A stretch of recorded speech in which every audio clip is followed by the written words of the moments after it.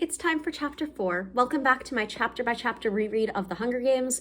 We are reading, at the very least, the first book, maybe the entire trilogy, who knows, going chapter by chapter, doing a close reading, doing line by line analysis. If you have not yet read Sunrise on the Reaping or The Ballad of Songbirds and Snakes, I do talk about and draw connections to those books through this series, so if you want to go read those and you're worried about spoilers, go read them, come back. These videos will still be here when you're done. If you're still with me, we're on chapter 4. Haymitch has just vomited all over the floor and then fallen face first down in it. And Katniss says, "The reek of vomit and raw spirits almost brings my dinner up." We, meaning her and Peeta, exchange a glance. Obviously, Haymitch isn't much, but Effie Trinket is right about one thing. Once we're in the arena, he's all we've got. As if by some unspoken agreement, Peeta and I each take one of Haymitch's arms and help him to his feet. And that is a dynamic that we see repeated over and over through the games. And by that, I mean through this first book, but then also through the 75th games, really up until the moment when our main characters arrive in District 13. Effie understands how the system works. Haymitch understands how to navigate the system and is ultimately the source of how to survive within that system. And Katniss and Peeta, whether they like it or not, by some unspoken agreement until it becomes explicitly spoken aloud, are stuck working together to stumble their way through. And they sort of half lead, half carry Haymitch back to his compartment, and they just kind of like stuff him in the bathtub. And Peeta says, "Okay, I'll take it from here," because Peeta is a good person. And Katniss is already in strategy mode. Also, Katniss is not great at reading other people, because Katniss's first reaction here is Peeta's trying to make a good impression on him, probably trying to be his favorite once the games begin. But judging by the state he's in, Haymitch will have no memory of this tomorrow. And I actually think that that is intentional. I think that when we think about what Haymitch has been through, when we think about what his own games were like, what Sunrise on the Reaping tells us about that, and also about what every games after must bring up for him, let alone the fact that it's his birthday, I think not remembering is exactly what Haymitch is trying to do. Katniss is pondering why Peeta must insist on taking care of Haymitch and why that bothers her. And then it occurs to her, finally, it's because he's being kind, just as he was kind to give me the bread. And that idea really pulls her up short. A kind Peeta Mellark is far more dangerous to me than an unkind one. Kind people have a way of working their way inside me and rooting there. And I can't let Peeta do this, not where we're going. And something really key here is that, as far as we know, up until this point, the other kind person who has rooted their way into Katniss's heart in a way that she can't do anything about is Prim. And people in my comment section have pointed out before that there are a whole lot of parallels between Peeta and Prim, and she's right. Caring about somebody in this context is exceptionally dangerous. But I also flagged this on my last reread because Katniss understands from the minute that she starts to really think about Peeta and his motivations that he is a good person and that she likes him way more than she'd ever want to admit. And Katniss chucks the cookies that Peeta's father gave her out of the window of the train because she doesn't want to have to think about motivations and families and any of that, because all it does is remind her of that single act of kindness that Peeta afforded her all those years ago by giving her the bread. Problem is, the cookies hit the tracks next to a patch of dandelion. What do dandelions remind us of? That's right, Peeta Mellark, and the first little sign of hope that spring was on its way and maybe Katniss and her family were going to survive. Because in the schoolyard years ago, I had just turned away from Peeta Mellark's bruised face when I saw the dandelion and knew hope wasn't lost. I grabbed a bucket and Prim's hand and headed to the meadow, and yes, it was dotted with the golden-headed weeds. After we'd harvested those, we scrounged along the fence for probably a mile until we'd filled the bucket with the greens, stems, and flowers. That night, we gorged ourselves on dandelion salad and the bakery bread. And this is what reminds Katniss that they can survive on the things in the woods, because Katniss's mother has a book that she'd brought with her from the apothecary shop. The pages were made of old parchment and covered in ink drawings of plants. Neat handwritten blocks told their names, where to gather them, when they came in bloom, their medicinal uses. It was Astrid's book first. We talk about this book as Burdock's book, as Katniss's father's book. It was Astrid's book first, from her family, from the apothecary in the town center in the merchants area. She brings it with her when she marries Burdock. And Burdock added other entries to the book. Plants for eating, not healing. Dandelions, pokeweed, wild onions, pines. And Prim and Katniss both learn all of these herbs.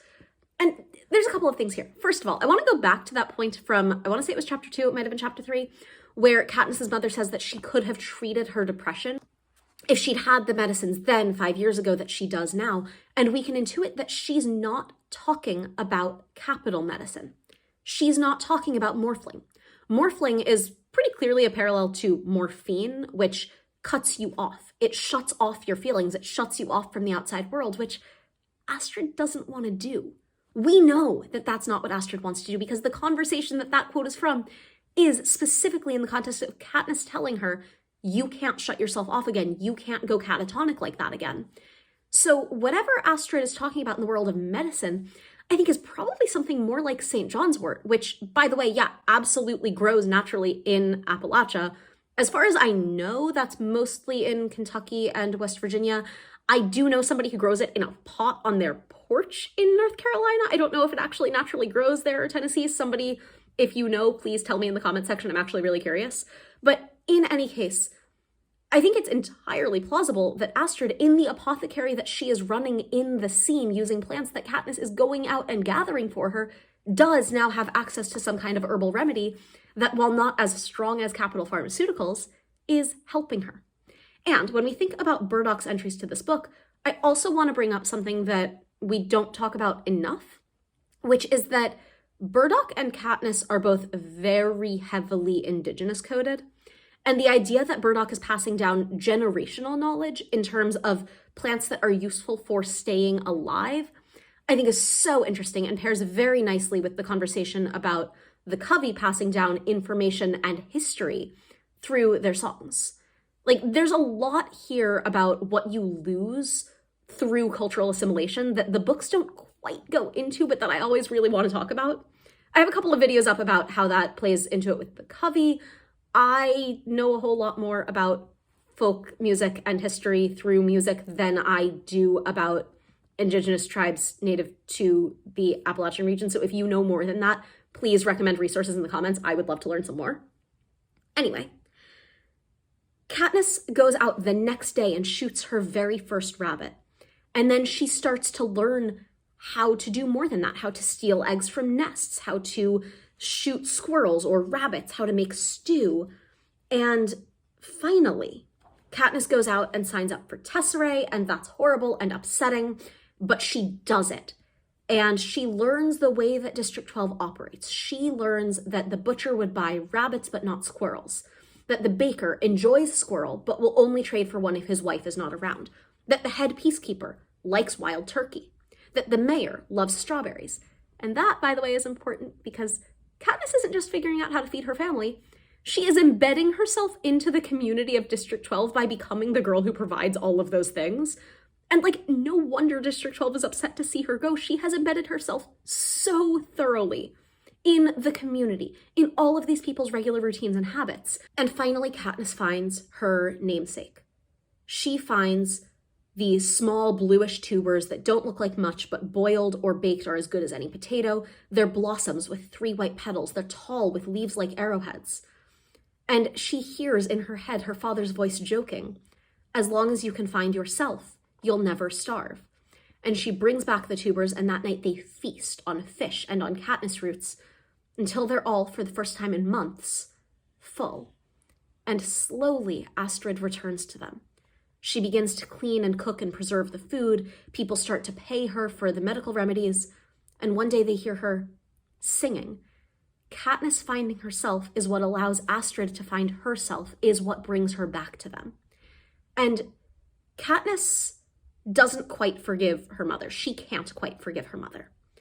Also, in the world of what is actually feeding and sustaining this family, I think it's interesting that the Tesserae, they might not have actually needed to sign up for the Tesserae. If Katniss had held out just another handful of weeks, they're sustaining themselves on wild food.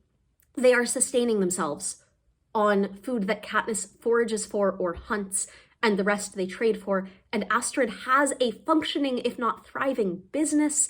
Admittedly, a lot of that is probably more bartering and script money than it is actual income, but that still counts. There is every possibility here that if Katniss had just been able to hold out a tiny bit longer, just past her birthday, they might not have actually needed to be reliant on the capital. Her name might not have been in the bowl that many times. Katniss wonders, is my mother holding up, being strong for Prim, or has she already started to slip away, leaving the weight of the world on my sister's fragile shoulders? We know Astrid holds up just fine. Astrid is strong for Katniss's sake as much as anything else. She tells us that. And Katniss thinks, Prim will undoubtedly sleep with my mother tonight. The thought of that scruffy old buttercup posting himself on the bed to watch over Prim comforts me. If she cries, he will nose his way down into her arms and curl up there until she calms down and falls asleep. I'm so glad I didn't drown him. Once again, we have a reminder here that Buttercup is our stand-in for Katniss every single time he's on the page. What Katniss is envisioning Buttercup doing here is what Katniss wishes she could do. We get to the next morning with breakfast on the train, and it's an elegant but fairly simple breakfast, but I mean, there's eggs, ham, potatoes, rolls, orange juice, and coffee. And Katniss says, my mother adores coffee, which we could almost never afford, but it only tastes bitter and thin to me. You know who else loved coffee? Maisily and Merrily Donner. You know who was their best friend growing up? Astrid. This is like really heartbreaking having read Sunrise on the Reaping. Haymitch hasn't paid much attention to his platter, but he's knocking back a glass of red juice that he keeps thinning with a clear liquid from a bottle. I think that Haymitch is drinking vodka crayons here. Judging by the fumes, it's some kind of spirit. I don't know Haymitch, but I've seen him often enough in the Hob, tossing handfuls of money on the counter of the woman who sells white liquor. He'll be incoherent by the time we reach the capital. Y'all, the woman who sells white liquor being somebody different than the woman who taught him how to distill it in the first place, or being somebody who he doesn't know anymore aside from it being a point of sale. The idea that Haymitch is tossing money on the counter rather than brewing it himself, which he once knew how to do. The idea that Katniss doesn't know Haymitch particularly well, if at all by this point, when he was one of her father's best friends when they were younger. It hurts so much. It feels so carefully and intentionally done. In any case, Katniss realizes that she detests Haymitch because he's a big part of the reason why the District 12 kids don't get sponsors. The rich people who back tributes expect someone classier than Haymitch to deal with. And that's something that I think we could spend a lot of time picking apart. I'm just going to leave it at Haymitch doesn't want to deal with them.